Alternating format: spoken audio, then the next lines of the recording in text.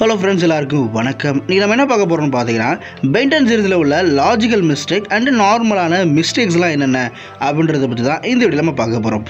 சரி, ஓகே, வாங்க நம்ம வீடியோக்குள்ளே போகலாம்.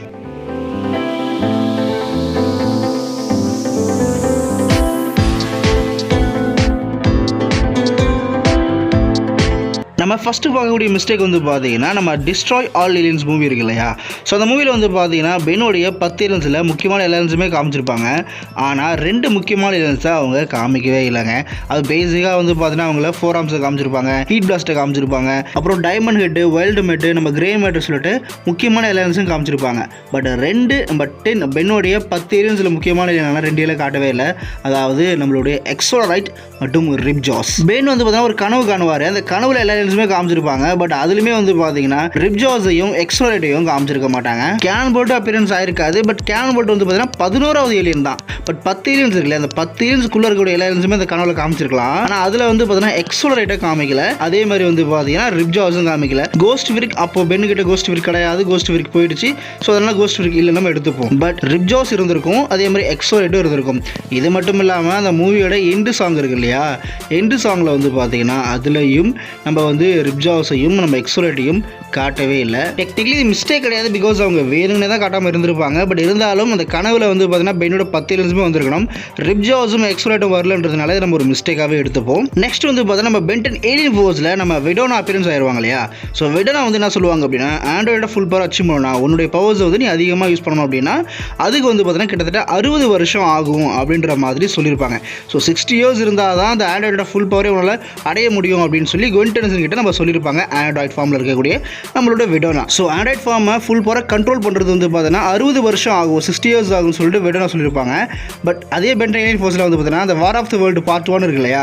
ஸோ அதில் வந்து பார்த்தீங்கன்னா குவென் வந்து பார்த்தீங்கன்னா ஆண்ட்ராய்ட் ஃபார்மை அச்சீவ் பண்ணுவாங்க. அப்போது கெவின் லெவன் வந்து பார்த்தீங்கன்னா அவங்க நார்மல் ஃபார்ம் மாற்றுறதுக்காக சில விஷயங்கள் பேசுவார். அப்போது 75 இயர்ஸ் அப்படின்னு சொல்லுவார்.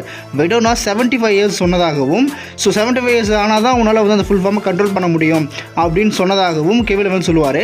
பட் அந்த எபிசோடில் வந்து பார்த்தீங்கன்னா நம்ம வெடோனா வந்து பார்த்தீங்கன்னா 60 இயர்ஸ் அப்படின்னு சொல்லுவாங்க. ஸோ அவங்க 60 வருஷம்னு சொல்லுவாங்க. பட் நம்ம கெவின் லெவன் வந்து பார்த்தீங்கன்னா 75 வருடம்னு சொல்லியிருப்பாரு. இது வந்து பார்த்தீங்கன்னா ஒரு லாஜிக்கல் மிஸ்டேக் தான். நெக்ஸ்ட் அதே ஏலியன் ஃபோர்ஸில் வந்து பார்த்தீங்கன்னா கெவின்ஸ் பிக் ஸ்கோர் அப்படின்னு சொல்லக்கூடிய ஒரு எபிசோட் இருக்கும்.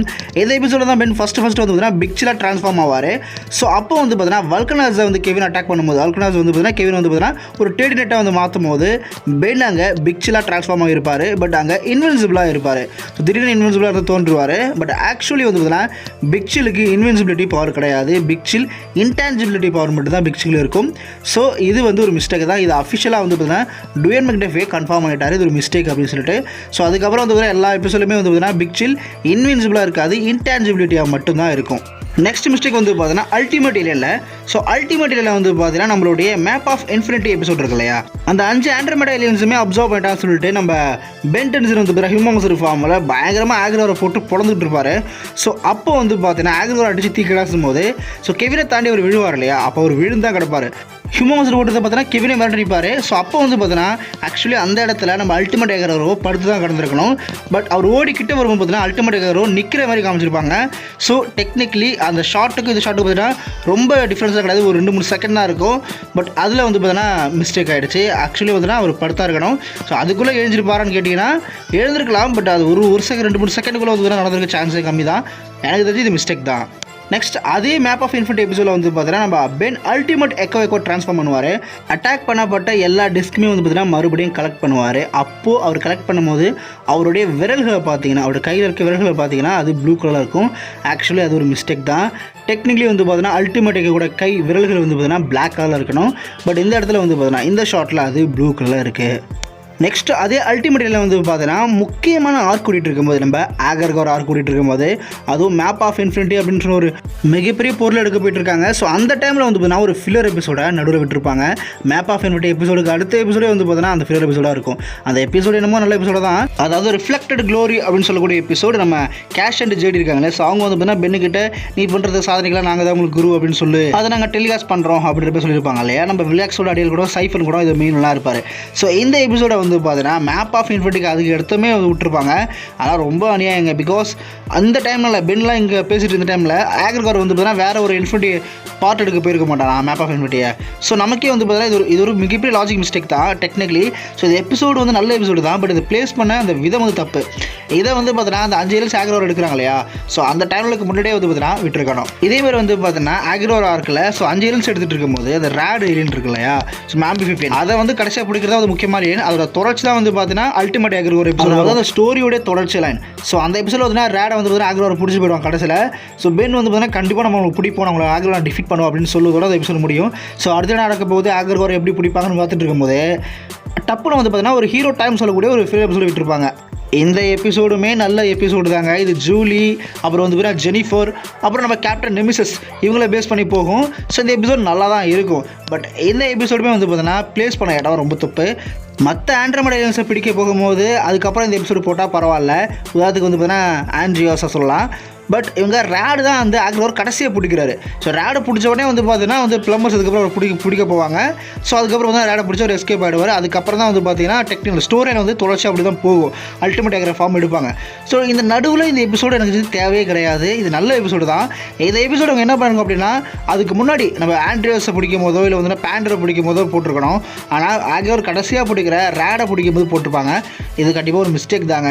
இந்த 2 எபிசோடுமே வந்து பார்த்தீங்கன்னா முக்கியமான டைம்ல ஒரு ஃபில்லர் எபிசோட் நடுவில் ஒரு மிகப்பெரிய ஒரு ஸ்டோரி போயிட்டு இருக்கும் நடுவில் ஒரு கேப் விடுற மாதிரி விட்டது வந்து தேவையில்லாத விஷயம் அப்படின்னு நான் நினைக்கிறேன். பட் இந்த விஷயத்தில் வந்து பார்த்தீங்கன்னா ஏலியன் ஃபோர்ஸை கண்டிப்பாக பாராட்டி ஆகணுங்க. பிகாஸ் ஏலியன் ஃபோர்ஸில் வந்து ஹைபிரிடாக இருக்குல்ல, நிறைய நடுவில் சின்ன சின்ன ஃபில்லர் எபிசோடு வரும். பட் அந்த ஃபில்லர் எபிசோடுமே வந்து பார்த்தீங்கன்னா ஃபஸ்ட்டு ஆரம்பத்தில் ஏதாவது எங்கேயாவது வந்து பார்த்தீங்கன்னா டிஎன் ஏலியன்ஸ்லையோ இல்லை ஹைபிரிடையோ பார்த்தீங்கன்னா மென்ஷன் பண்ணியிருப்பாங்க.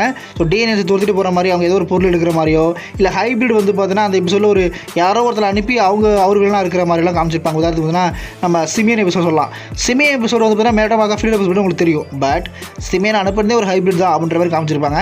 ஸோ ஏலியன் ஃபோர்ஸில் வந்து ஹைபிரிட் இடத்துல வந்து பார்த்தீங்கன்னா ஏதாவது இடத்துல வந்து கண்டிப்பாக சின்ன இடத்துலையாவது ஹைபிரிடையோ அல்லது டிஎன்ஏஸோ மென்ஷன் பண்ணுவாங்க. டிஎன்ஏஸை துரத்திட்டு போகிற மாதிரியோ ஏதோ ஒரு அவங்க அட்டாக் பண்ணுறாங்க இவங்க டிஃபீட் பண்ணுறாங்க அப்படின்ற மாதிரி ஏதாவது ஒரு விஷயத்தை காமிச்சிருப்பாங்க.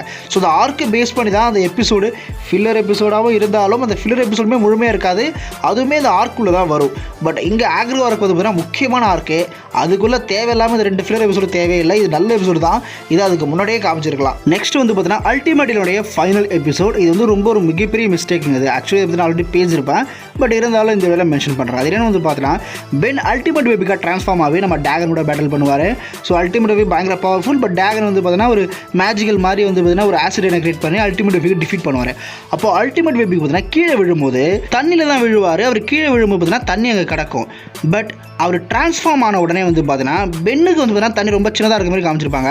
பென்னே அந்த தண்ணியில் பார்த்தீங்கன்னா முழுகாமல் இருப்பார். பட் டெக்னிக்கலி அல்டிமேட் பேபிக்கோட சைஸுக்கு இந்த தண்ணி வந்து பார்த்தீங்கன்னா அல்டிமேட் பேபிக்கு அவ்வளோ தண்ணி இருக்குது அப்படின்னு பட்சத்தில் பென் முழுகி போயிருக்கணும். ஆனால் அவர் முழுகாமல் இருக்கிறது ஒரு மிகப்பெரிய மிஸ்டேக். இன்னொன்று கிளியராக சொல்லணும் அப்படின்னா அல்டிமேட் பேபிக் ஜம்ப் பண்ணுறதுக்கு முன்னாடி டேகன் எத்தில் ஜம்ப் பண்ணுறதுக்கு முன்னாடி அவர் நிற்கிறாரில் அந்த இடம் அது வந்து ஒரு மலைப்பாறை. ஸோ அதில் வந்து பார்த்தீங்கன்னா ஒரு முட்டி சைஸுக்கு தான் வந்து பார்த்தீங்கன்னா அந்த மலை இருக்கும். பட் அந்த மலை கீழே தான் வந்து பார்த்தீங்கன்னா நம்ம எஸ்டோரிக்கஸாக சண்டை போட்டுருப்பாங்க.